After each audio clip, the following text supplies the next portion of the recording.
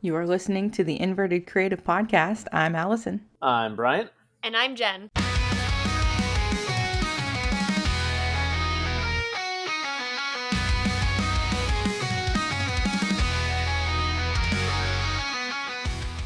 We are in a really weird time loop right now, in that we are recording this before the episode that came out 2 weeks ago has been recorded.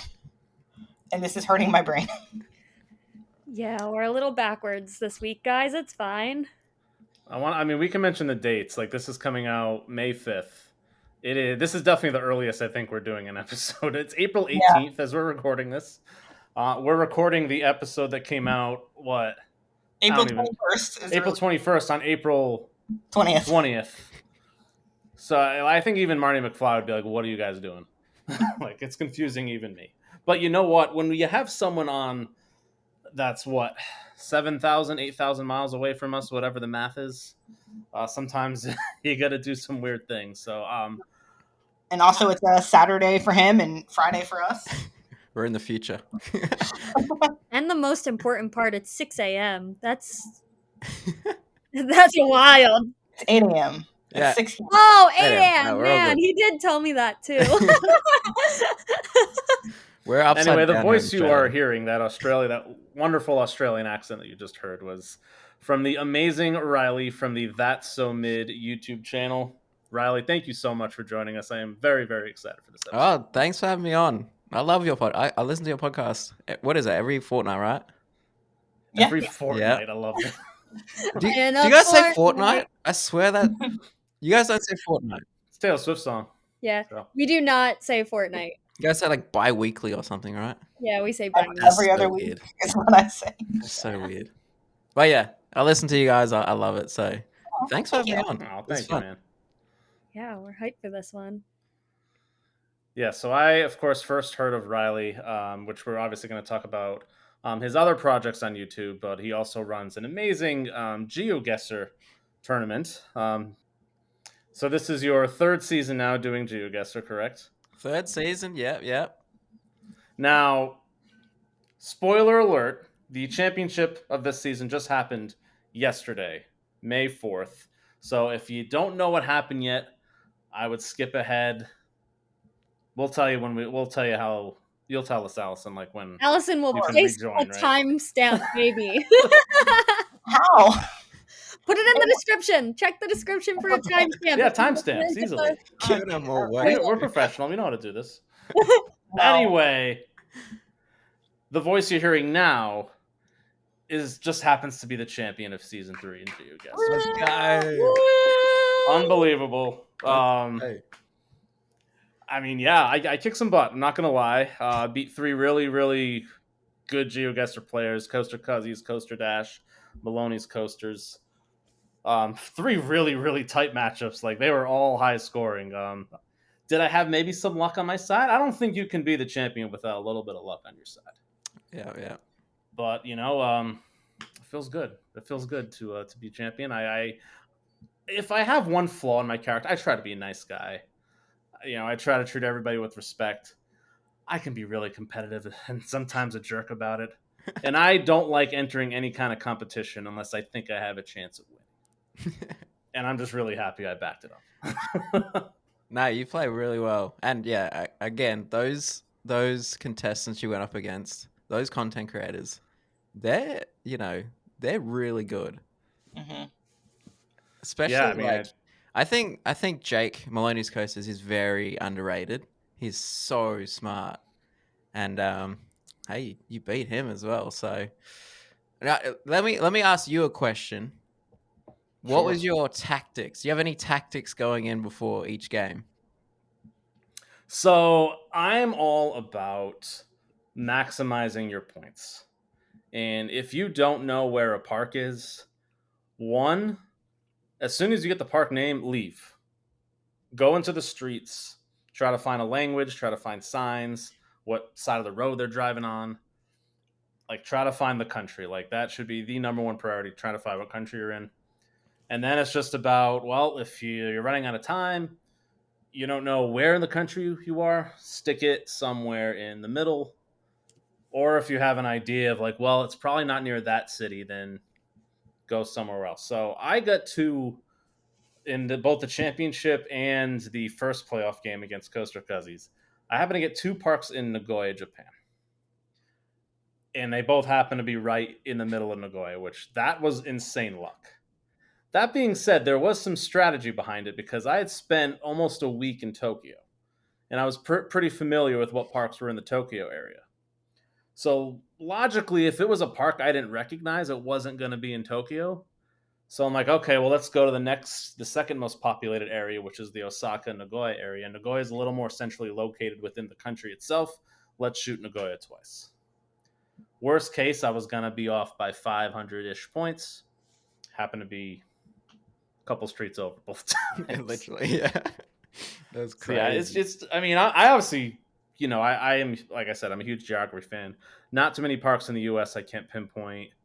Europe, I did a lot of research, like just at least searching like where the popular parks are. And then, yeah, it's just a matter of hoping you get a park you recognize and then use those other hints to try to find out where you are. Yeah. That's you're giving away tips for season 4 contestants here. I want to almost like it was a very hard round, but like that Magic Mountain round with Mark and Taylor last month, it was pretty easy to pinpoint Australia because you were trying to tell them like they're driving on the left. They're driving on the left. I don't know how Mark didn't pick up on that. But and clearly that wasn't the UK. Like it was not UK landscape. So I'm like, it's Australia.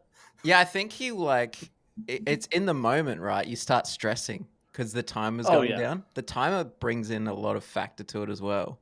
Like when you're watching it, it's not really that stressful. But when you're actually playing it and the timer's going down, that's when you're like, you start like losing brain cells, right? You do, no, for sure. And you get the peanut gallery in the comments section, like, how did you not know that's that park? Like people were talking trash because I didn't recognize Efteling right away.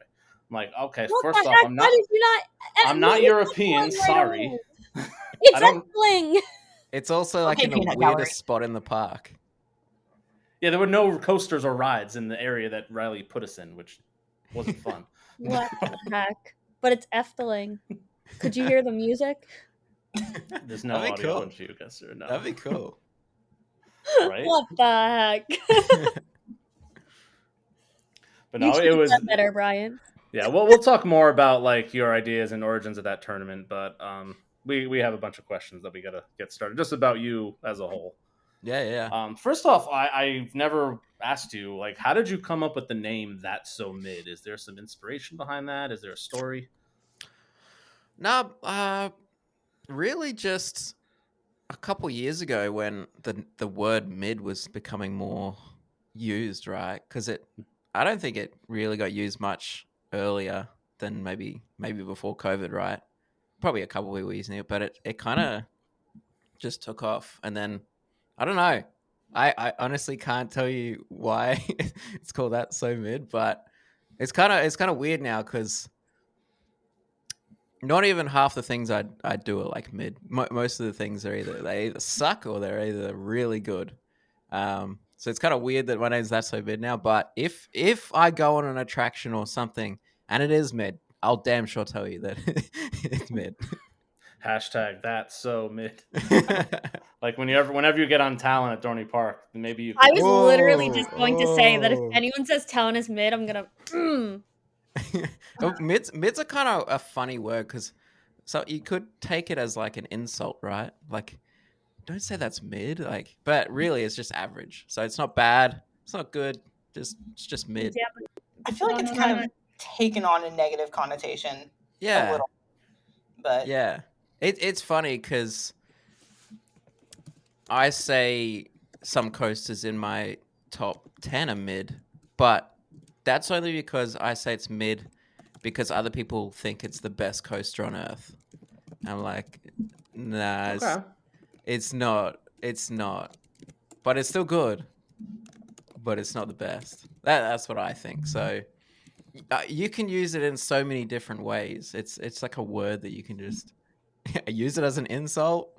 Use it as a, I don't know, like, here's a good one. I call Mystic Timbers mid stick timbers. Oh, a lot of people do. but that hurts to hear too. Right. But I still think it's the best paced Woody I've ever been on. But for me personally, it's not what I want out of a wooden coaster. Okay. So I just call it Mid-Stick Timbers. Funny enough, I call Candy Modium Candy Medium. So I've kind of hopped on that trend a little bit. Okay. See, I love Candemonium, so...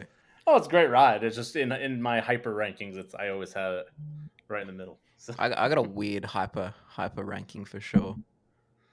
So like, I guess that leads to, like, I wrote this question kind of recently. Just your experiences as an Australian coaster enthusiast, because you guys have like just such a unique way of experiencing this hobby, because I feel like this is the pro of your peak season. Your summer is the opposite of the entire world. But then you're also like really isolated from, like, anytime you want to get off Australia, it's probably a significant flight, right?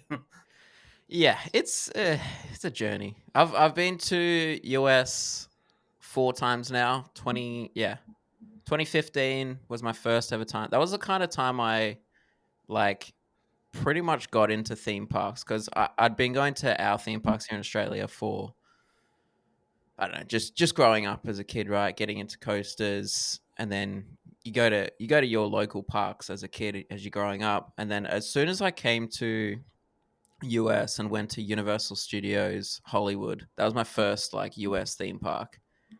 Okay. And now that I've experienced the other parks in the US, it's kind of like, it's like it's a pretty good park, but it's not like the top tier. But at the time, I was like, oh, this is how you can do rides. Okay, I see what's going on here. So that was like time I was like, okay, it's next level over here. So came in 2015, 2019, 2023, and then 2024. So I've been 4 times now. And nice. That flight sucks. I'll tell you. Yeah. So yeah, it's normally it's direct. So actually, every single time I've flown direct from, so I'm in Brisbane, so Brisbane to LA, and that's normally 13 to 14 hours. Ugh. So it sucks, and I can sleep on. It's like broken sleep, right? You've kind of drift in and out of sleep. But I always get there with like a broken neck. It's like so bad. But last year when I went over there was no one sitting next to me, so I could like sleep put my feet up. Oh my god, that's the dream. Yeah, I mean the dream is business, but we don't all have that much money. But yeah, it's a challenge from Australia. Seeing as we only have 30 something credits, it's pretty wild. Well, at least you're located pretty close to all the good ones, right? That's right. Really, yeah, the main ones. Coast. Yeah, I'm about 50 minutes to an hour, depending on traffic, to the Gold Coast. See, we have an Australian friend. Shout out our friend Harrison, but he lives in Perth. Oh, so that's even like, you think Australia's bad as an enthusiast, but then like add on even more isolation. It's like the equivalent, because you can pretty much put Australia on top of the US, and it's almost exactly the same size. Oh yeah, no, that's like LA to New York. Yeah, Brisbane it's that far. Perth. Oh yeah, except it's Australia just has nothing in the middle. No, just nothing. But yeah, that's the distance. So yeah, he's all the way in Perth. At least he's got Adventure World, but that's like, yeah. I'm pretty sure that after Adventure World, his home park is like Indonesia, somewhere in Indonesia, like Bali, wow. I think. Yeah, it would be. Yeah, it would be. That's crazy. So we're gonna start with one of our listener questions from our good friend John Mike, because it's a very good kind of introduction to this talk with you. But he asked, the 2 series you've created are especially unique in the theme park creator space. How did you arrive at both of these concepts, and has the wisdom of the wheel led you to a park that exceeded your expectations? Wow, I like this. So 2023, I did a trip that was planned, right? So I did a road trip that went from Orlando up to Six Flags Great Adventure. So I did like all the major parks up there. Then we did Cedar Point, Kings Island, and then finished in LA. I know that's weird. You're like, why would you finish in LA? Because you have to get a flight back home to Australia through LA. So we're like, might as well. So that was all planned, like booked every single hotel, booked all the theme park tickets before that. And that's definitely the way to visit theme parks with a plan. So the Allison way of trip planning, yeah, essentially. For the most part, not recently. True. But like I was so into that, getting like an Excel spreadsheet, like planning every single thing. I used to do that. And then I was planning a trip last year, 2024, and it was just going to be a Midwest trip because I hadn't been out that way yet. So I was planning this whole road trip. I was actually talking to Caleb from Coast to Cuzzies because I know he lives out that way. And he's like, yeah, that's a pretty good idea. He's like, take off Worlds of Fun because that park sucks. That's his home park. Uh-huh. But anyway, I that was a plan. And then I was like, let me do the exact opposite with no plan. So the original plan was actually going to be 30 days of the Compass Challenge. Wow. That was the original plan. And once I mapped out, I'm not sure if you guys saw the map that I had. It was 108 theme parks on this map. That was the north, south, east, or west one. So the Compass Challenge. And once I finished a park, I wouldn't be able to go back. And doing the maths in my head, I was like, I don't even know if 30 days is even possible. Because once you start knocking out parks, if I spin, say, west 4 times in a row, then I spent east, I would have to skip every single one of those parks and get to that side. So it would have just like I'm sure the first couple of days would have been fine if I did that, but then getting towards like days 25 to 30, that would have been impossible. So yeah, what I ended up doing was cutting it back to 14 days. And then I was like, mystery wheel, that could work. I was like, that'll be expensive, but that would be cool. So, I guess that's how I landed on it. Just thinking the complete opposite of not having a plan, and then the idea of doing it with a wheel. And I was like, let's do it.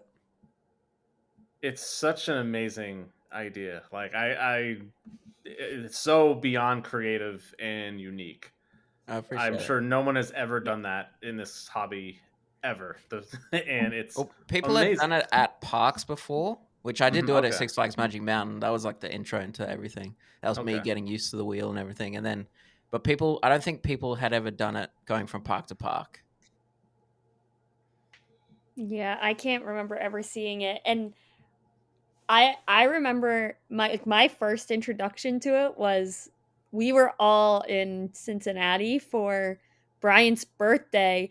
Half birthday, yeah. And someone put it on the TV, and I had watched the channel before, but I didn't see the wheel thing that you did, and I was like intrigued. I was like, we were all sitting on the couch like rooting for it, and I was so into it. And I was like, this happened like over the summer, like what?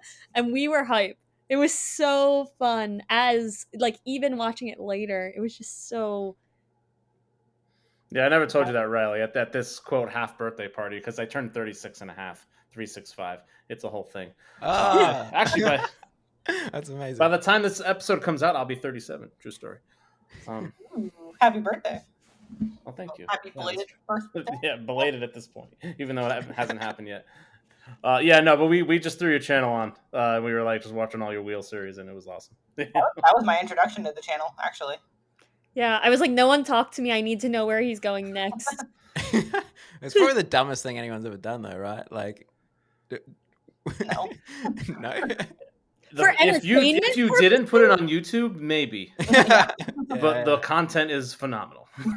Yeah, for entertainment purposes, it was amazing. I came up with a thing for like that series. It's like, I visit theme parks in ways you shouldn't. So don't do what I do. It's pretty much for content and entertainment, and I hope it because at the end of every episode I spin it and then it cuts out and it's like that's the end of the episode and it's like damn it. I'm a fan of the tease. That's how you got to do it. Yeah, I love that aspect. It kept you waiting though, because I remember it like cutting out, and I'd be like, "Find the next one, find it." Like, yeah. I've had friends where they're just like, wait, it stops there? What? Why?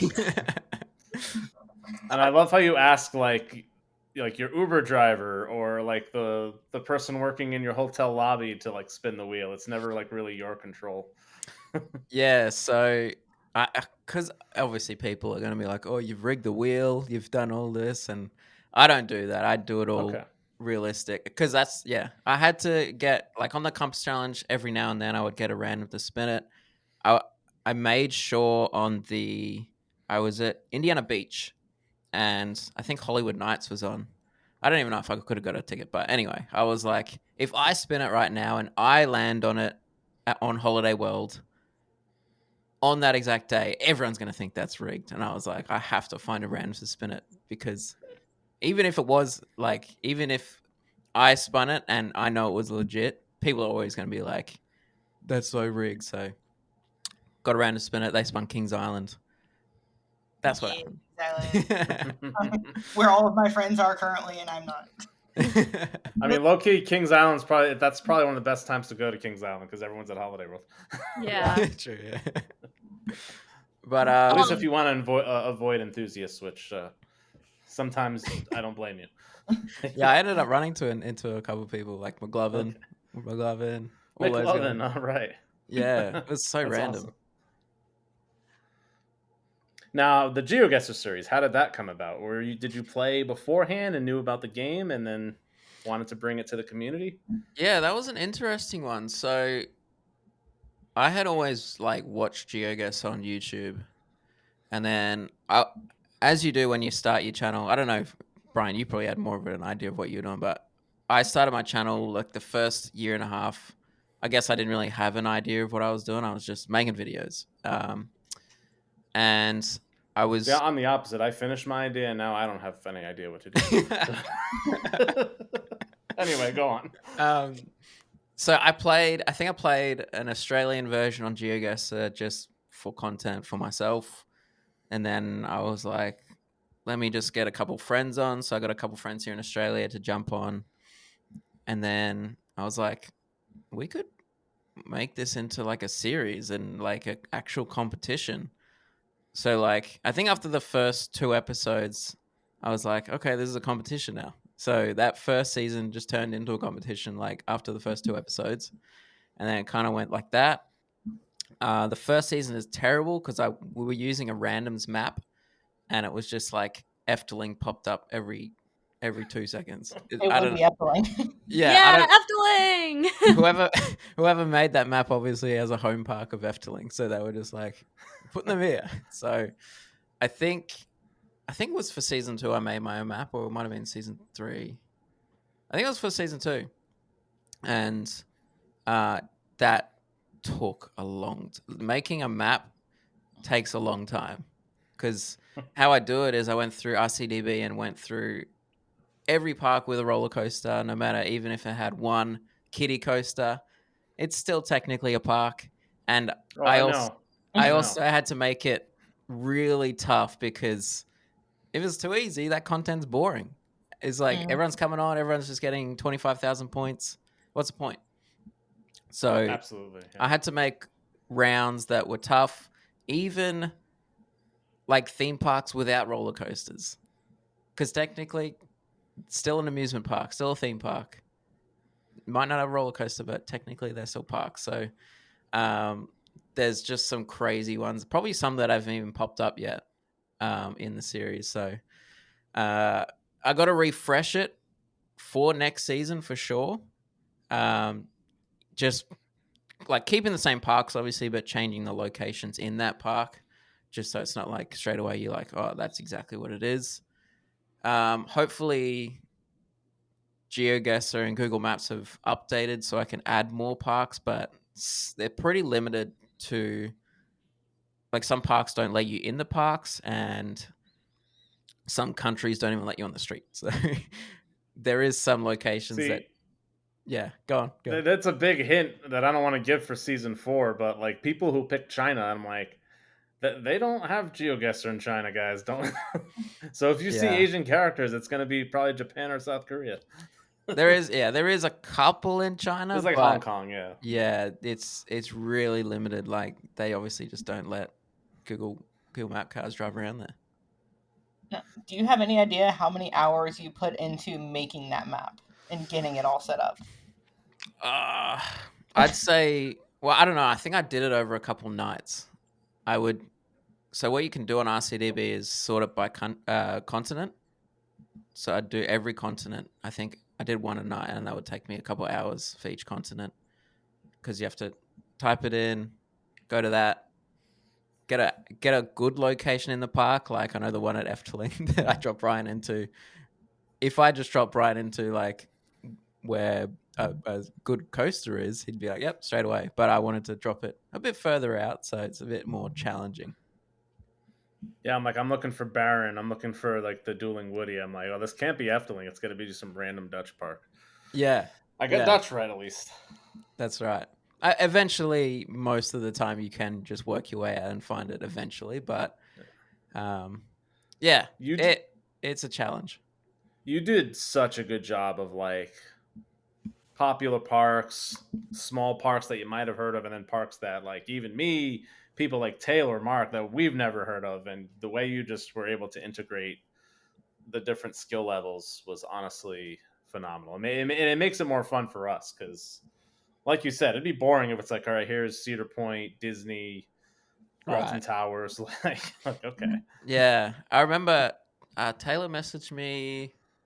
I was after one of the rounds, and he was like, "Dude, it was so like tough." And I was like, "Yeah, I guess that's what GeoGuessr is good for. It's like, I'm so happy he got Memphis Kitty Park. Right? Perfect. It's like I want to mention that I watched that episode while sitting at the Cincinnati airport getting to go to California. And that came up, and I sent him a Snapchat. And I'm like, dude, even I've been there. And I know. I sent him a picture in front of me. He's like, are you kidding me? I would have done the same thing. I'd never heard of it. Yeah. I mean, I might have. I made the map, and I still didn't know who it was. Like, I forgot. To be fair, I might have, and I've done this before. Like when I thought I was in San Jose, Costa Rica, and I'm like, you know what? Let's walk around a little bit. So I might have seen. Wait, this isn't Tennessee. Yeah, and I think that's another hint. Like, make sure you walk around the streets a little bit. And I think it also comes into account in the playoffs how it's only 2 minutes and 30 seconds, whereas in the regular season it's 5 minutes. So I'm sure in the 5 minute probably round, we would have walked around and probably found a sign, but because the time gets cut down, that's when it's like, okay, we just gotta have to shoot a place in the end. One of the questions we wrote here is, how hard is it to not help people? Yeah, that's a tricky one. That's a tricky one. I have accidentally said a couple things sometimes, and I'm like, well, it's so tricky. Most of the time I'm on my best behavior, but I really want to help people, especially like, what was it, Maroomula's Magic Mountain in Australia? I knew exactly. Oh, those two don't need help. But yeah, it's just, it is what it is, and luckily that won't it won't be possible to happen again because season 4 is going to be changing a bit. I think our last question is going to be about like the future of That's So Mid in the tournament. So yeah, I got a little taste about that. So I know Bryant's practiced it. Who'd you practice with? Was it Mark? With Mark. Mark, yeah. So I've done some test runs with those two. Taylor and Jake also did some tests. It's definitely a really good system that we've got going on there. The hardest thing's going to be finding a way to record that. Right. Just because you don't only need my screen, you need the contestants' screens. And I mean, while we're talking about it, let's just say what, if you want to reveal what season 4 is going to look like, or is that still like something to talk about later? No, yeah. So pretty much, obviously, the contestants will be controlling their own screen. They're going to get the same round. It's going to be like duels. And I think that's going to be like seasons 1, 2, and 3 were fair because the game just randomly gave you rounds. Sure, yeah. Like I didn't have any control over what round the game was going to give you. It's just, completely random on the game. But this time the contestants are going to be, getting the exact same round, and just you verse off, and what happens is you put your spot down. So I think it'll be unlimited time until someone makes a guess. And then once someone makes a guess, the timer goes to 15 seconds, and that other contestant just has to shoot a place. So an interesting tactic that some people may have in season 4 is not finding the exact location, but you could just go straight away and click on it and make the other person panic. Yeah, oh, for sure. Before, like, if you don't know what, like, let's say Korean characters look like, but you do, you might just be like South Korea, and then they have 10 seconds to try to, like, oh god, like, is it Japan? Is it Taiwan? Is it? Yeah, that could be a tactic. It's definitely a strategy. Yeah, no, for sure. That sounds like it'll be very chaotic. Yes. Yeah. So that's gonna be a bit of chaos for season 4. I'll probably change up the editing style as well. But yeah, I don't even want to think about how long that's going to take to edit, because that's not going to be a lot of time. But plus, you'll be like commentating, right? That's essentially how you're going to be. I'll be the host, and the host and everyone watching will pretty much get the first look at each round before the creators even get to see it as well.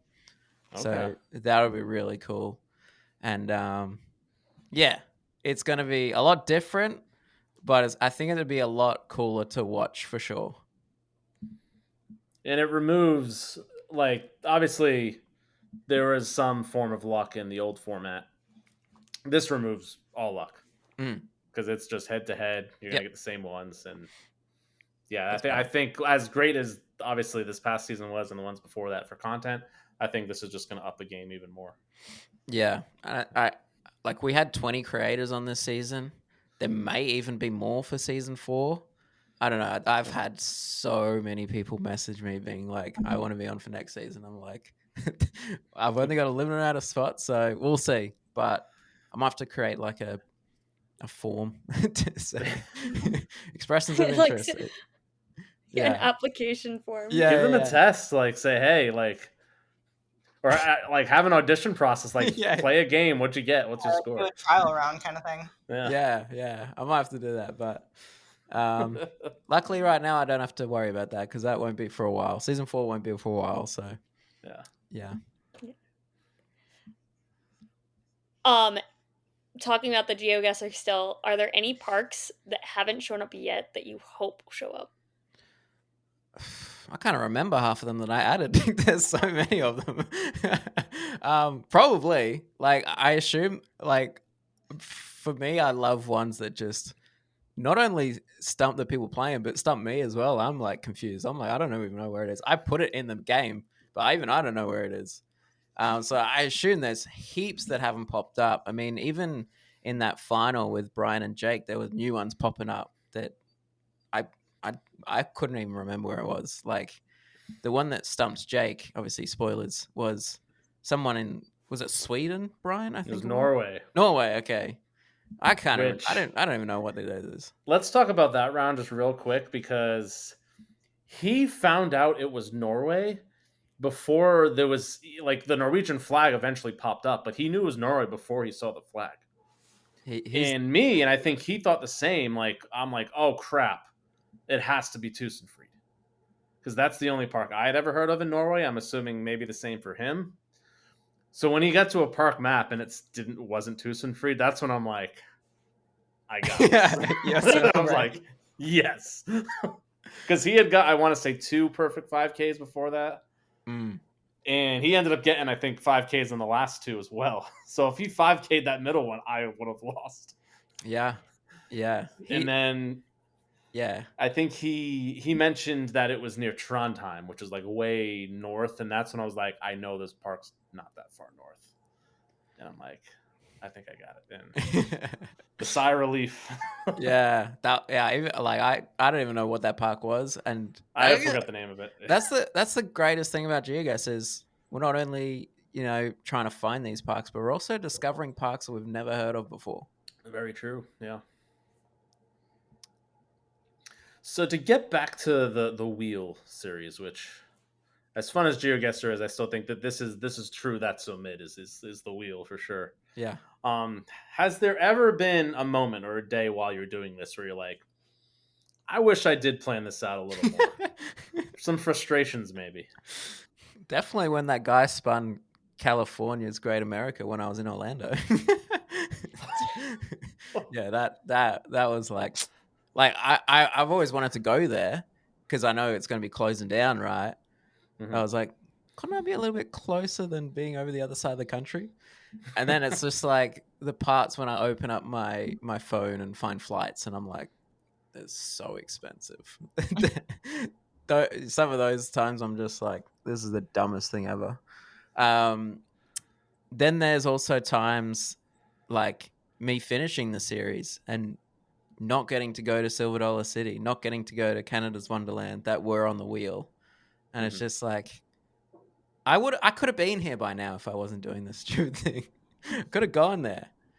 Sometimes, like, I'm not sure if you guys saw episode 2 of the Mr. Real Challenge. I had to go to Elitch Gardens. Stupidest thing ever. But yeah, I purposely put one terrible. Everyone says it's terrible. Park on the wheel, just on that factor that sure, there's really good parks on this wheel, but there's one that you don't want to spin, and that was Elitch Gardens. And I pretty much went from the best, probably what I consider as my favorite park in the world, Disneyland, to Elitch Gardens. So, that was great. I mean, at least Denver's pretty. I actually really liked Lakeside Amusement Park. I enjoyed that better than Elitch Gardens. So that was good. When I had spare time, I quickly went and did some short form content at some smaller parks. Like I went to Lake Compounce when I was at Six Flags New England. You had a great time there. Oh, I loved it. Great time. Great time. Boulder Dash. Wait, you and Jen can share the story. You both have not been on Boulder Dash, even though you've been to Lake Compounce, correct? What the heck? Yeah. It looks so good. It looks so good. Yeah, I was there in like peak fall looking at the most beautiful fall foliage and not riding Boulder Dash. Yeah. Is it good? I was drunk and don't remember my night ride very well, so. Oh, night ride on that. Night ride on that would be incredible. Oh my gosh. Oh, it is. Yeah. It is incredible. Yeah, I wouldn't know. Lake Compounce, come on. We had someone from America and Australia both on this podcast, and they both didn't get to ride Boulder Dash. Yeah, what's going on? What are you guys doing? Hey, Hershen's well, apparently Hershen bought you, so thank God. Yeah. Yeah, we'll see. We'll see if we get it the next time. However, Phobia Fear Coaster, very good. It is the best. The best skyrocket. Yeah. Well, I think I was saying that, and then I rode, was it Superman at Discovery Kingdom? Oh yeah, that doesn't have comfort collars either. Yeah, both of them pretty good, but Superman goes through like a tunnel, so I thought, yeah, it has like a head chopper effect. That's true. So maybe, yeah. Okay, so all right, well, there is this like kind of a sick intrigue of like seeing people suffer. So it is kind of cool that you have the bad parks on there every now and then, just to see how truly awful of a day it is. Yeah, but sometimes like I'm kind of excited. Like that's like I put on some like on the Compass Challenge, there were just parks that are just like parks that you wouldn't really put on a road trip, just because it's obscure, random, nothing.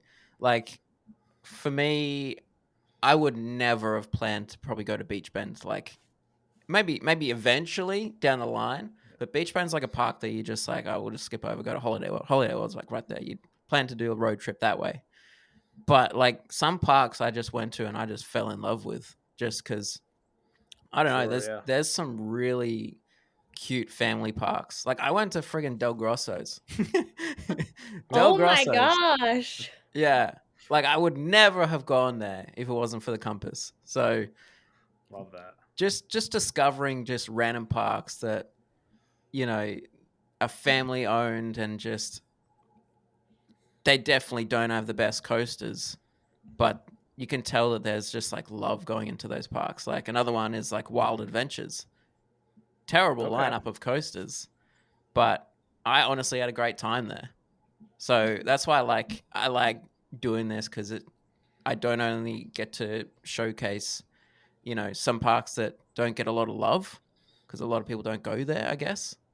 But yeah, I also get to fall in love with fall in love with those parks myself, and now I kind of want to go back, but I don't have a choice because the wheel tells you. Yeah.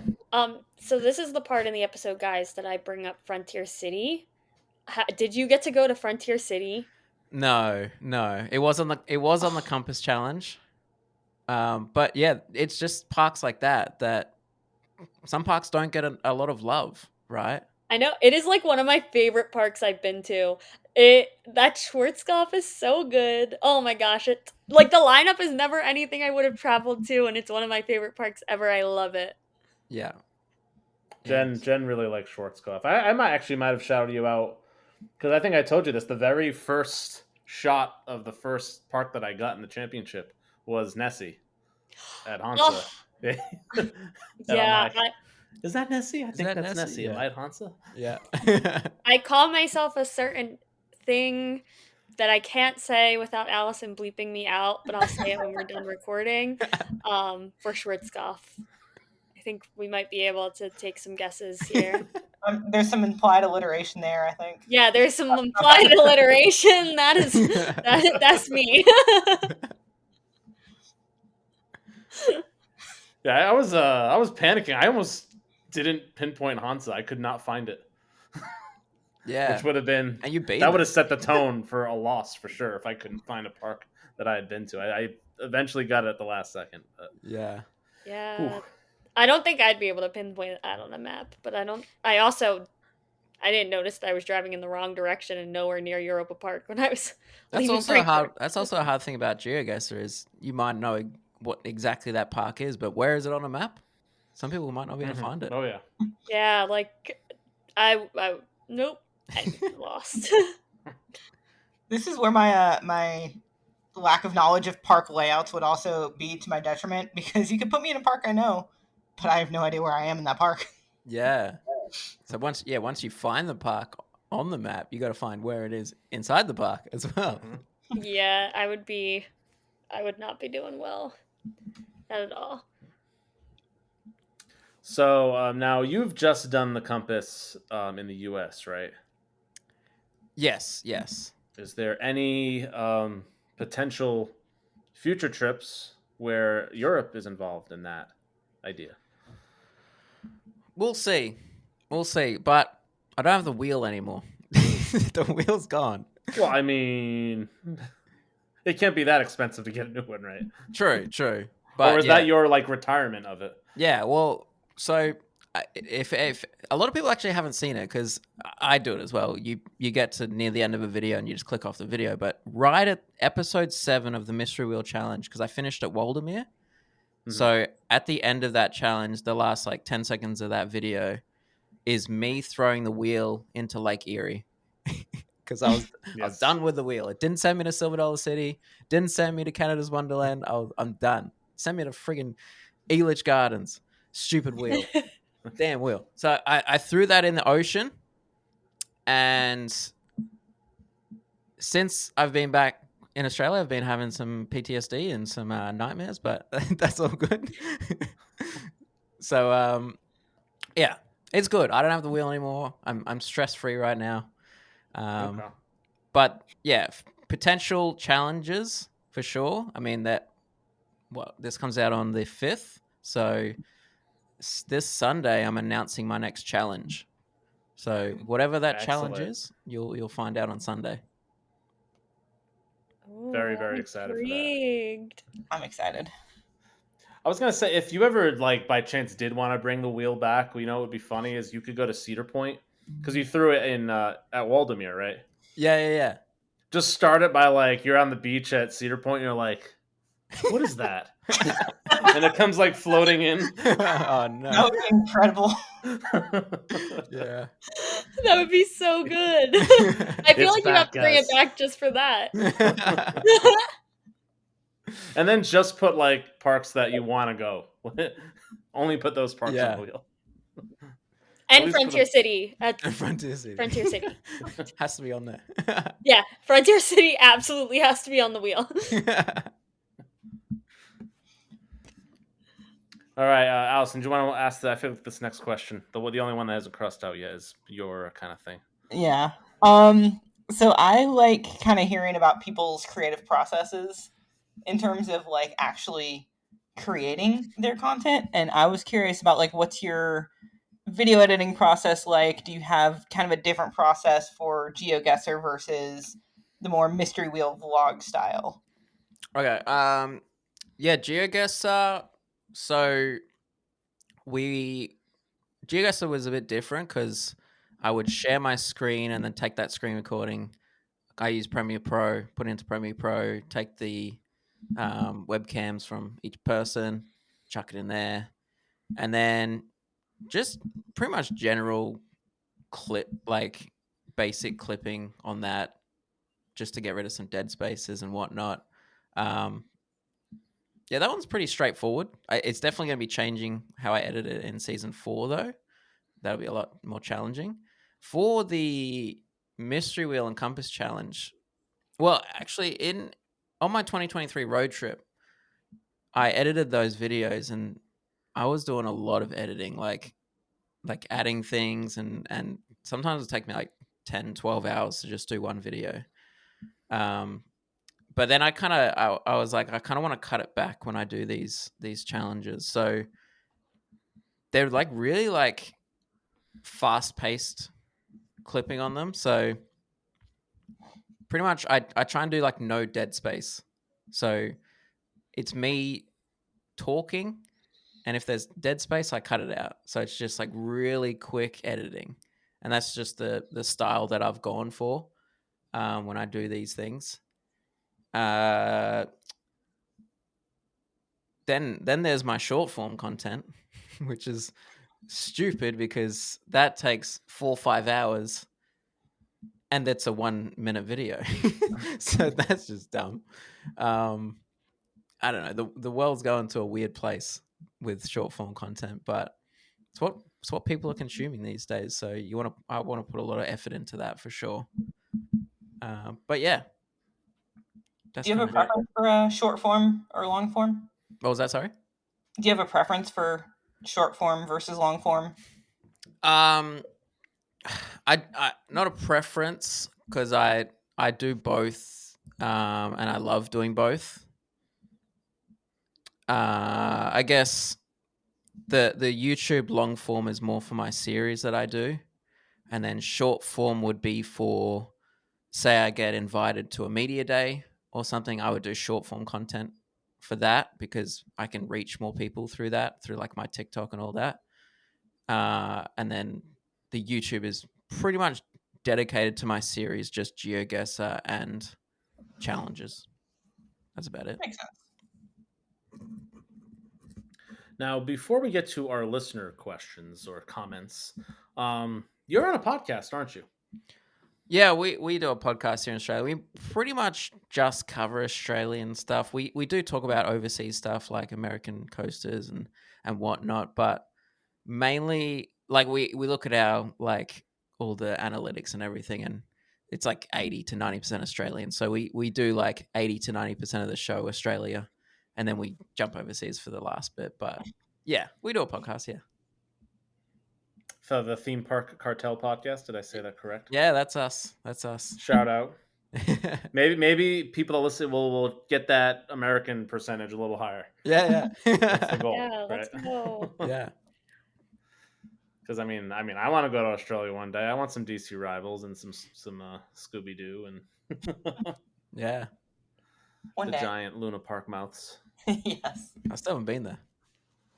Oh, that's funny. Really? Yeah, either one. I've been to Luna Park, Melbourne. Like I was born in Melbourne, so I grew up there. Okay. So I've been there. I haven't been on like Scenic Railway yet, but that was probably before my time when I was scared of coasters. But yeah, it's kind of weird that I've been to all these like even obscure American theme parks, and I still haven't been literally down south to Luna Park. Yeah. Yeah, that is kind of, that's why I'm a little surprised by it. Like, you've been to Del Grasso's, but you haven't Yeah, been to I Luna haven't even Park. been there. Yeah. Like, It's kind of weird. I recently just went to a theme park that has 2 credits that's literally an hour and a half away from me. I finally went That's there funny. like a month ago. Yeah, it's I kinda love weird. that. Allison, correct me if I'm wrong. I'm pretty sure, Riley, you're the only person here on this podcast right now that's been to Beach Bend. No, I've been to Beach Bend. No. I don't even know what You Beach ruined Bend that is. one. It's in Kentucky. They have Oh, I've never been to Kentucky. They have a That's why random I drove through GCI. Kentucky. Kentucky Yeah. Rumbler. It was great. Have you been to Wild Adventures? You had to have, right? Me?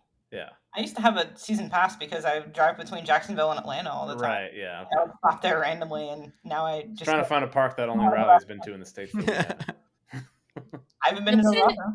Is that in Florida? It's like Wild on the Adventure? border. South It's Georgia. on the border. Augusta. Which came up on, I believe, Sunday's episode. Yeah. Or, sorry, 2 weeks ago at this point. Yeah. All right, who wants to ask her the first question? Yeah, I can jump in. This is from Guinness and Scotch. They said, yes, I'm obsessed with the GeoGuessr series. My husband makes fun of me for screaming at the TV every time I know the location. So, more of a comment, but we love it. No, I think a lot of people do that, hey. And I can see exactly why. Oh, I get frustrated when I'm not even playing. I'm like, Yeah. you do it when you're in the hot seat, though. That's when you panic, and it's like you see that clock ticking, and it's a whole different ball game. And I think people are probably also scream at me because, like, when I was doing the Mystery Wheel Challenge and the Compass Challenge, I do no research at all on the park. So I'd literally just walk into a park blind. And I think probably Bryant was screaming at me when I walked into Six Flags New England and I was trying to find Superman, and I was just like, okay, I'm going left here, and I was like, I've definitely gone the wrong way. With that, no, I appreciate how genuine it is. Like, I love seeing people like discover things for the first time, because there is like an intrigue in that to me. So no, I'm not like, I respect the no research. I really do, because then it's like nothing is fake. You Yeah. know? That's right. I But love then the you're no also screaming at me research. if I miss a ride. Well, yeah, you got to do no research, but also make sure you get all of the credits. Yeah. I've there's gonna be, I don't know if I've missed one already, but I'm sure the comments will let me know. But yeah, I'm sure it'll happen where I miss like a major ride or coaster or dark ride or something. Actually, I did miss. I missed a couple dark rides just because I didn't know. Like, I didn't even know that there's a dark ride at Holiday World across from Voyage. Oh, Gobbler Getaway. Yeah, I didn't even know that was there. That's what happens when you do no research. Oh, wait. So that brings up a really important question. When you were at Wadimir, Yeah. did you ride the... it's like a trippy... Wacky Shack? What the- Yeah. Yeah! I love that thing. That thing was Not great. a ride, I guess. Walkthrough. But yes, It's so good! I'm sure people who like research that park were probably like, okay, that's definitely one you got to do. But me walking in, I'm like, what the hell is that thing? Like, I'm like, that's crazy. But it is fun to discover things that you never heard of. Yeah, and when I watch, I'm trying not to do. I'm going to Europe this summer. I'm actually trying not to do too much research, especially into like the dark rides. I know the coasters, but yeah, and that's what I like. I want to make content that I like watching. I love watching people's first reactions to things. Mm-hmm. So yeah. So it makes you stand out, honestly. And it is so hard to think of creative ways to do this hobby. Mm-hmm. And that's why I generally think you already are like a rising star in like the enthusiast YouTube community, because no one's doing what you're doing. And that is so hard. I still don't know what I'm doing. But see, that's why it's a good thing you don't know what you're doing. Yeah. That's what makes you. I appreciate that. Thank you. Of course. I should ask this next one. Yeah. From Coaster Cuzzies. Oh, shout out Coaster Cousins. Literally, shout out Coaster Cousins. From the very beginning, he was the second episode when he heard I was coming on. Oh, no, he was the fourth episode. It was after me. After you, yeah. He had no idea who was playing. He said, I think Brian's going to win. Yeah, he called it. I proved him right. Anyway, he said, what is your favorite game of rock, paper, scissors you've ever watched? Well, if you just want to go to Coaster 365 versus Coaster Cousins, the GeoGuessr, enjoy That watching was hilarious to watch. I believe it was 6 or 7 rounds. Yeah. I'm like, what is happening here? You guys have the same brain. Well, technically not, because you beat him, but... And then we had the Wi-Fi issues, so technically that game lasted a week. Yeah, I'm glad we solved those issues. That was seriously. Was that the one where it randomly changed days or something like that after the rock paper scissors? Yes. Yeah, because I used OBS to record the screen, but I was creating some mad lag. Yeah, that's the hard thing about recording as well, because you have to, deal with lag and all that. And towards the end of the season, we kind of got that under wraps, but yeah, it was definitely a struggle. I think the first episode I recorded Brian, something was definitely wrong because the recording software stuffed up, and yeah, you still got a really good score. So, but yeah, that in my head that should be eliminated in season 4 because you'll be playing on your own screens. I hope. I hope. Fingers crossed. So I'm going to skip ahead a little in the questions to one that just makes me laugh because I'm very curious. Tim asked, will any wheel be able to get you back to Six Flags St. Louis? Oh. Not a wheel, because that's gone, but I kind of do want to go back to Six Flags St. Louis, but a lot of people think I hate Six Flags St. Louis. It's just turned into a running joke at this point. If people don't know what happened, I drove from Beach Bend to Six Flags St. Louis. I think it was a 4 to 5 hour drive, pretty far. Stayed the night in St. Louis, went to the park in the morning. They said I couldn't go in with a GoPro. I was vlogging with a GoPro at the time. In my head, I was like, okay, they probably think I'm going to film on rides. So I was like, I don't film on rides. You can check out my YouTube channel. I don't film on rides. And then this is a thing I hate because I record everything.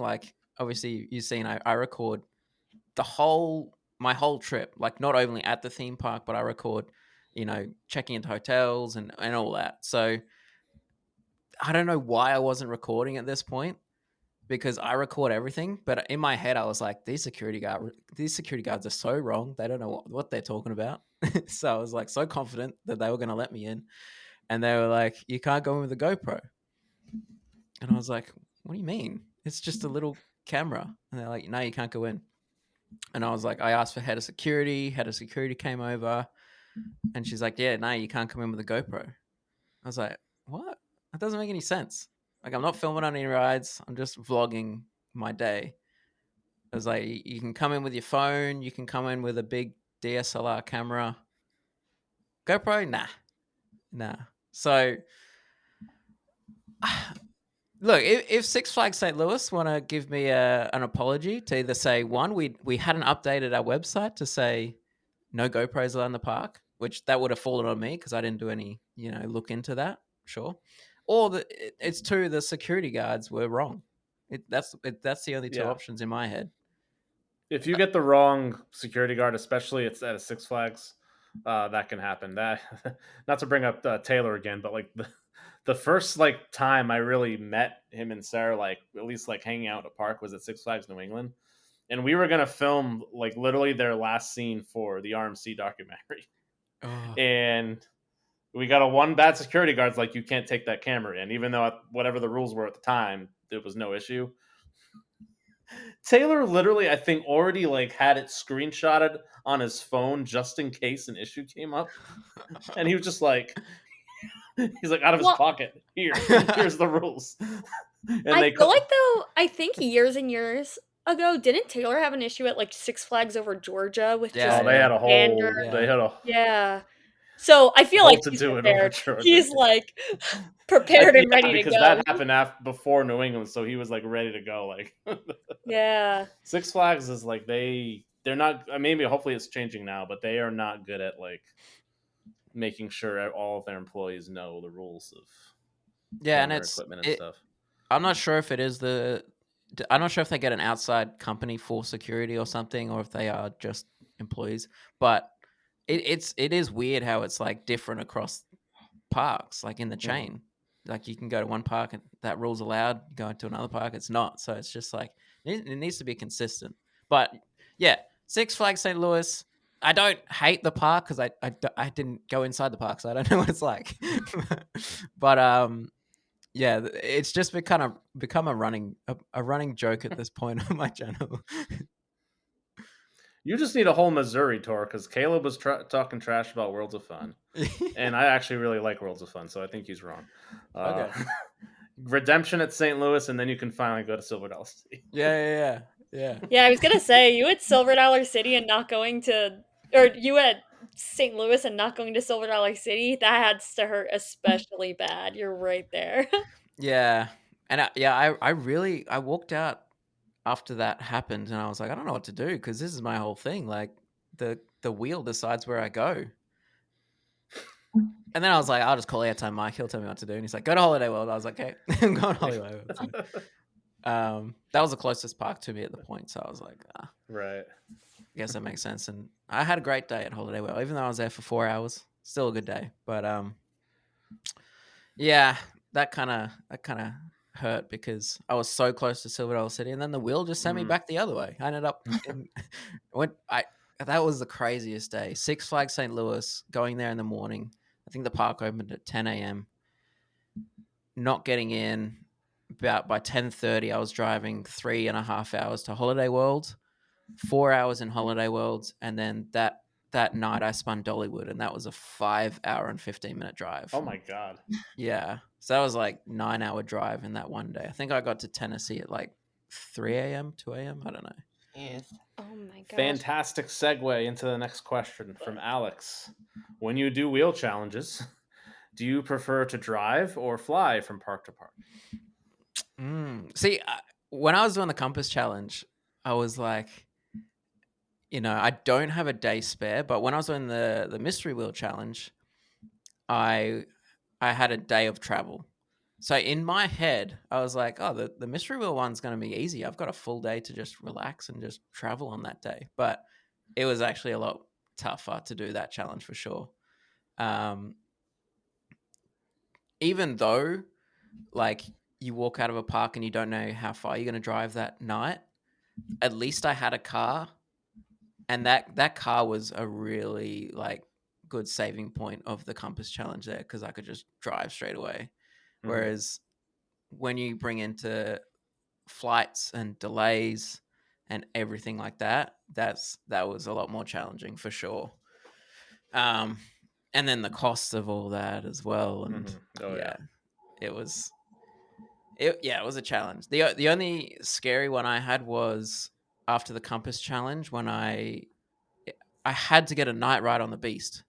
It was just a thing that I had to do because I visited in 2023 and the Beast was closed, so I'd never ridden it before.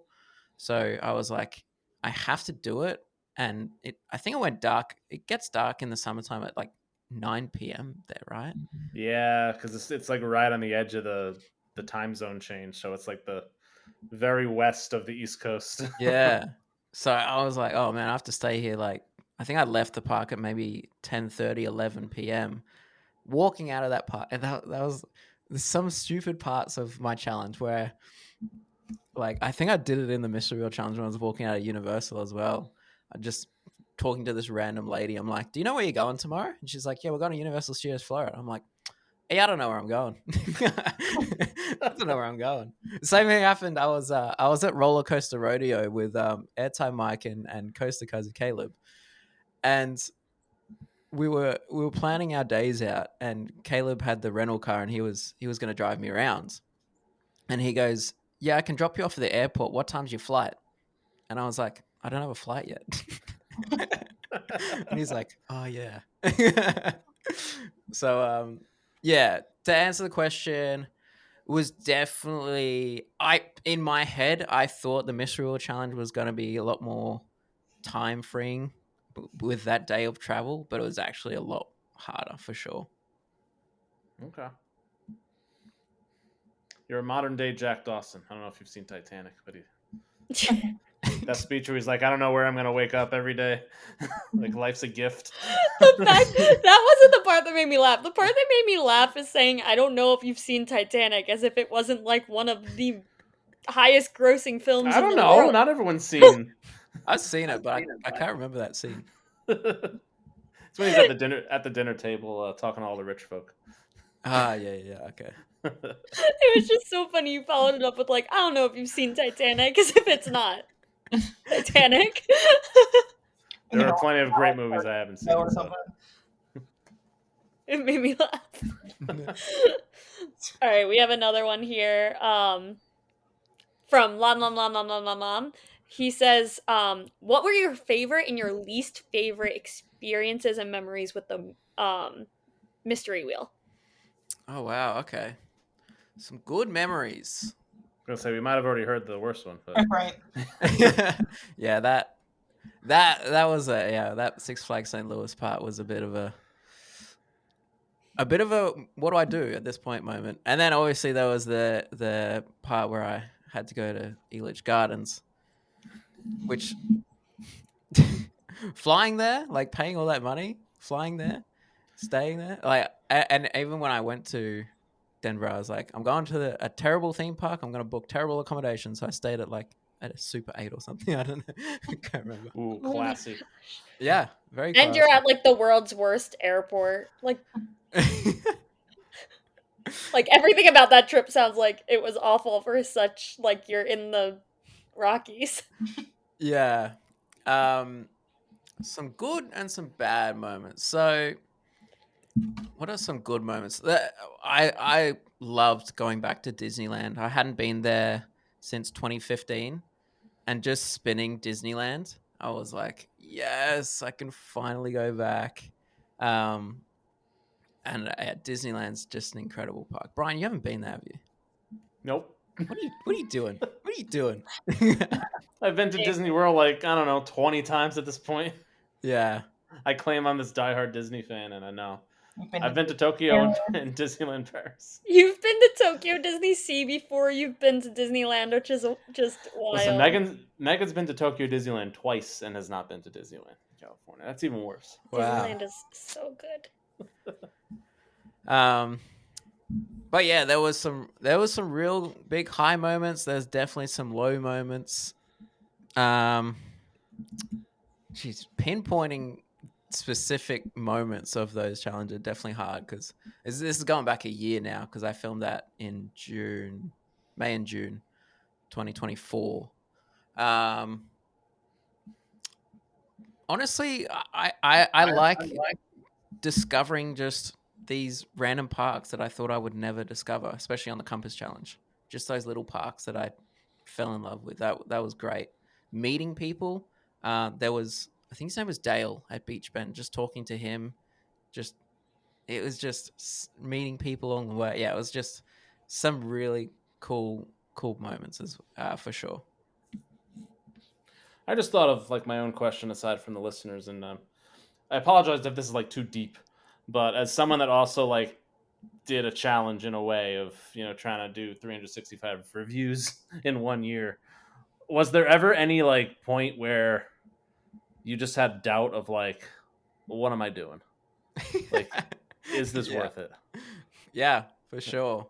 Especially half because for financial like ways, the Compass Challenge was fine because technically it's just like a road trip that you just don't have planned out. Mm-hmm. Right? You're spending pretty much the same amount of money you would spend planning that trip anyway.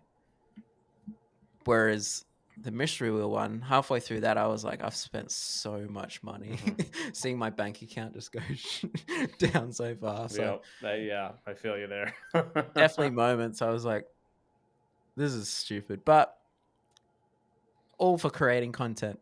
That's that. Yeah, once it's done, there is definitely a satisfaction. Yeah, for sure. It's like, yeah, you know what? It was all worth it. Mm. But in the moment, sometimes you get those days where you're like, this is stupid. Yeah. For what? You know? Yeah. Especially if, you get low moments every now and then. But yeah, absolutely. I do think we're two of the crazier people as far as like, yeah. why are we creating this kind of content? Yeah. I mean, I have those thoughts even without creating the content, just going on stupid trips. Well, you could like go somewhere every weekend. That's your own problem. For our California trip that I will have already talked about, but have not talked about yet, where we were there for like 4 nights, and like 2 of the nights we didn't sleep at all, and I'm like, God, why do I do this? Wow. Oh my gosh. I don't even create the content for it. I mean, I talked about it on the podcast, but all for riding coasters. I know. I'm more of a take a couple pictures and show up and BS on a podcast type of person. I don't know. Yeah, it's funny because Jen's one of her famous phrases is "I'm just along for the ride," which I feel that fits you too, Riley. Yeah. Yeah. I was very excited because I'm usually alone in this podcast with chaos and not planning anything. I literally just show up and I have other people tell me where I'm going. I very rarely have a plan. That's me. It's like I never have a plan. I just book and go. Yeah. And I'm really bad at it too. Like even when I have a plan, I'm just really bad at planning. So I've just learned not to have a plan. So yeah. It works. Sometimes it's more fun to do that. Oh yeah. Yeah, that's how I thought I was going to Europa Park, and I ended up at Fantasialand. I was just going to say, like, you can have all the plan in the world, and then your boyfriend shows up and says, let's do something different. Except he just didn't tell me and drove me to the wrong direction, and I just didn't know German. Yeah, I'm not a planner. I'm just here for the ride. I mean, I was chilling in January, and then I got this random email from a travel company and was just like, we're going to send you to Japan next month. And I was like, what? Like the randomest things just happen. And it's just, I like when it's just like sprung on you like that. And it's just, and it's more exciting to me. Oh, it's the best. Yeah. Yeah. It's so nice. It's like, yeah. It's so fun that way. When you don't know, like, I don't even think when we went to Frontier City, I don't even think I really knew we were going to Frontier City for sure. Like, Bryant had texted me and was like, listen, I have to go here or here in March. You down? And I was like, sure, let's go. Yeah. And I show up and where it's like, oh, by the way, we're going to drive to Frontier City and also go to Frontier City. I was like, okay. I think that's true. Yeah. Yeah, well, I told you like on the plane, like, oh yeah, we're not just going over Texas. Yeah, you told me like I think we were getting dinner at the airport when you were like, oh yeah, by the way, Kelly and Tom are here and we're gonna drive to Frontier City with them. Oh. Cool, let's go. And now here we are. I can't shut up about Silver Bullet at Frontier City. Or like speaking of that, when we filmed for the RMC documentary, like, so the premiere's in Idaho in 3 weeks. You want to go? And I'm like, well, I'm getting married the week after that. Megan, can I go to Idaho 6 days before our wedding? As long as everything is planned. I'm like, let's go. So spontaneous trips. Sometimes they're the best. Fantastic. You guys know what I did plan though for my next Europe trip? The only thing I really have planned is that I will be riding that chicken coaster. If nice. I have to drag Joey, I will be riding that chicken coaster. Good. So, what park? I expect nothing less. I don't even know the name of the park. It's but Schwab. Yeah, I did know that actually. Schwaben Park, and I need to ride that chicken coaster. I wonder if that's in GeoGuessr. It is, but they're building the coaster. Oh, okay. It's not up yet. Yeah. Okay. I checked. Please tell me you know the song for the chicken coaster. Do you even know the actual name of the coaster? Wilderhilder. Okay. Thank you. I do. You have to go. You have to go look up this song at some point. It is the Song is best. great. It's the greatest theme park It is song the in history. greatest. It is the greatest themed ride, and it's like a. What even is it called? I don't It's even like know. a It's like, Zack spin, right?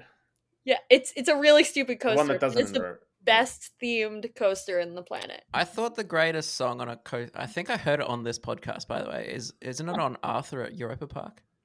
Heck yeah! Let's go. I mean, I've never I don't do research obviously, so I hadn't heard of it until you guys mentioned it, and I was like, okay, now I'm intrigued. Yeah, I think Brian might know this part. I think this part was spoiled. No, I don't You remember. told me some of the lyrics. Yes, yeah. I still can't believe it. Like my jaw is on the floor I'll every find time I out ride it. in 2 months. Yeah, that's the only spoiler Yeah. you get for Europa Park. That song is in Arthur, and it's insane. And they have a new coaster that's not as good as Voyage. Anyway, Okay, on that note, next see question. you guys. Have a good one. We get 2 more before we get a rant. All right. So Ethan asked, 2-part question again. What's been your favorite matchup on your GeoGuessr series so far? I guess I don't know if that'd be for overall or maybe just this season. I don't know. And then what's been the funniest moment in that series? Oh, okay. I honestly think the matchup with Bryant and Caleb is definitely up there for sure. That was even if he 5,000 that last round, he still would have lost. But in my head, I thought that he was going to win by point if he did that. Well, I wasn't sure. Yeah. Yeah. No, I was sweating bullets.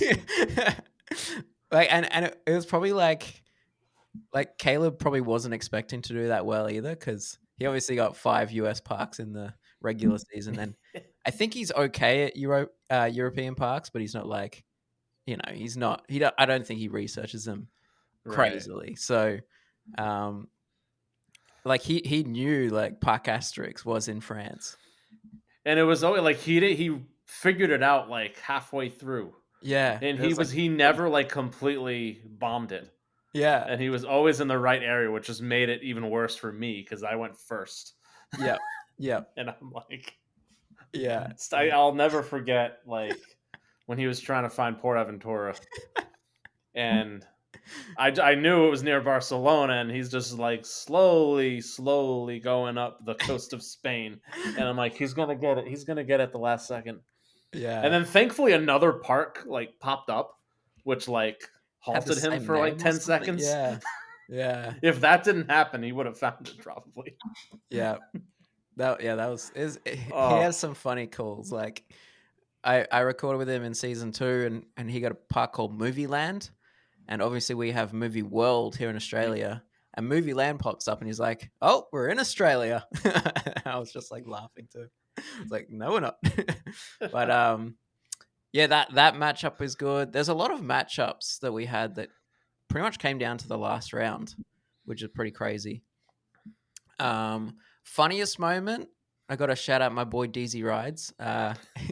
He had this moment where we're in Switzerland in the Alps, and he had this moment. Okay, he's like, "Okay, it's Switzerland," and then he's like, "Okay, let's open up the map," and he's like, "Let's go to Sweden." I don't know. In his head, he just had an SW, I think, and he just said Sweden. And then in the end, he goes, "Oh, why did I choose that?" But there's been some funny moments for sure. But yeah, those are the 2 that come to mind. I want to go through the series now and try to. There's probably a lot. See what I can remember. As my phone is in the. I mean, even Taylor guessing Memphis Kiddie Park. That was fantastic. He would know the most obscure parks. Oh, when you were with Steph and you couldn't get out of that lingerie shop. Yeah. That was great. Wow. Yeah. That's so weird because obviously it's Google Maps, right? And sometimes you can move and sometimes you can't. That one we could move, but then sometimes GeoGuessr does this weird thing where it puts you in a spot, which obviously put us in a lingerie store. I don't know how that happened. And you couldn't get out. We couldn't get out no matter what hour you hit. Yeah, I'm like, is Riley doing this purposely? Does he just want to? it was so random. But yeah, obviously there's some obscure locations, and sometimes that happens. Airtime Mike, I gotta shout him out. While he didn't do so hot, he was definitely very entertaining. Yeah, he tries so hard, and I think he's a lot better than what he actually does. He just like he just like stresses in the moment. Like he knows where Seabreeze is. He got put in Seabreeze, and he just like, where is it? He knows where it is, but he's like, ah. Yeah, it's quite funny. I straight up messaged him after one of the episodes, and I don't remember what I messaged him about, and I was like, bro, really? Yeah, he's funny. He's a funny dude. I'm literally going back in my text to see if I can find it. Of course, it's not loading right now. Shout out Airtime Mike. Yeah, For we sure. love that man. All right. I think we can move to the next question while Allison's looking for that. Yeah, I'm straight up looking for it. We have Gary. He said, what is the most bizarre location that has come up in the game up to this point? Oh, okay.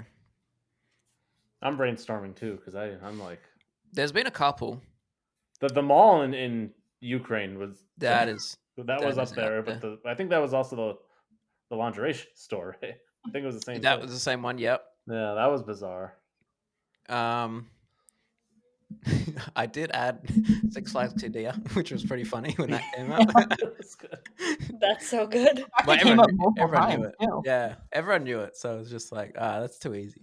Man, there's been heaps. In yesterday's episode, spoiler alert if you haven't seen it, I can't remember that park in North Dakota. Yeah, that's right. I was so impressed. Like, he nailed that. Yeah. Now, granted, there was a sign that said Bismarck, which I think most Americans would hear Bismarck and be like, where is that? I maybe have heard of it, but I can't pinpoint it.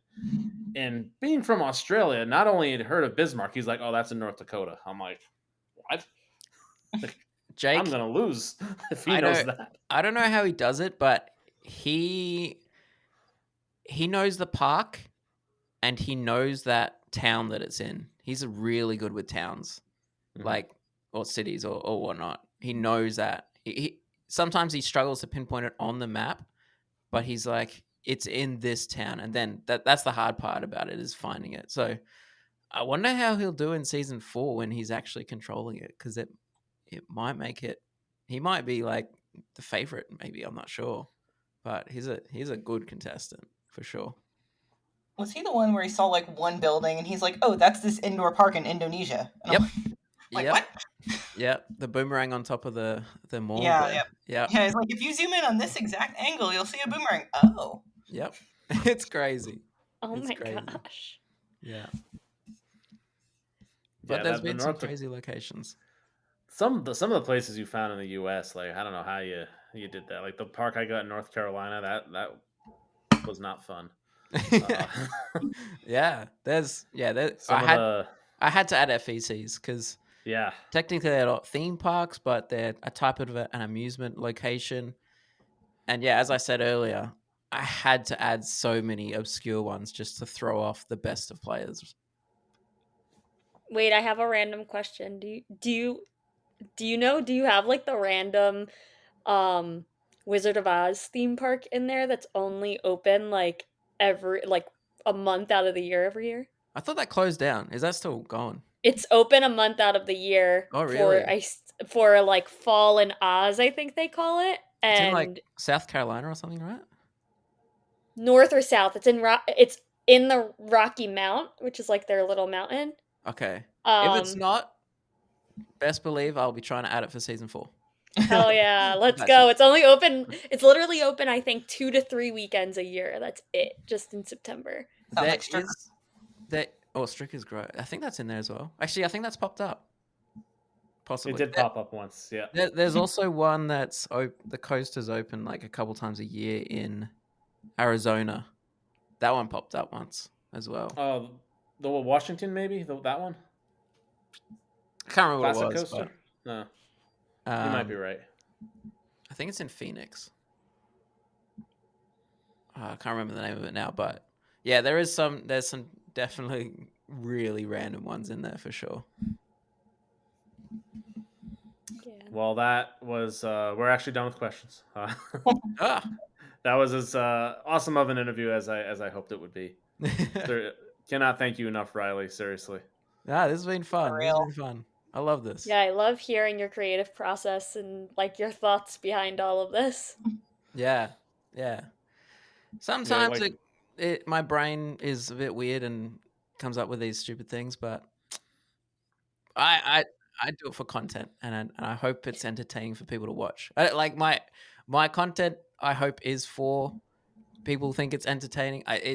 You're definitely not going to learn anything from it.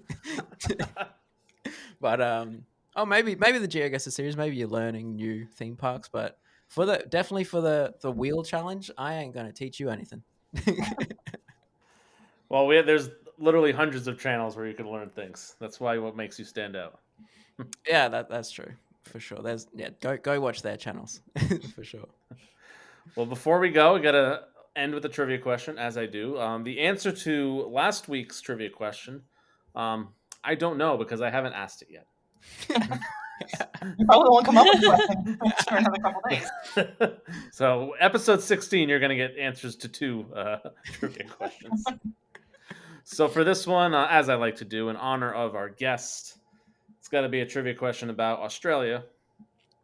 So for this one, I think everyone knows the tallest roller coaster in Australia, of course, is DC Rivals. Who is the manufacturer of Australia's second tallest coaster? So you're naming the manufacturer. You're not necessarily naming the coaster, just the manufacturer of Australia's second tallest coaster. So there you go. All right.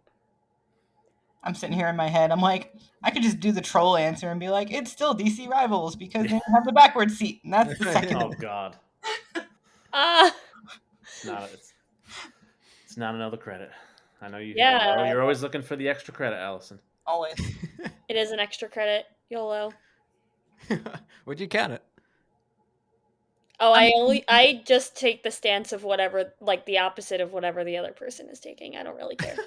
Yeah, no, I would not count that as a separate credit. I'm just doing that to be annoying.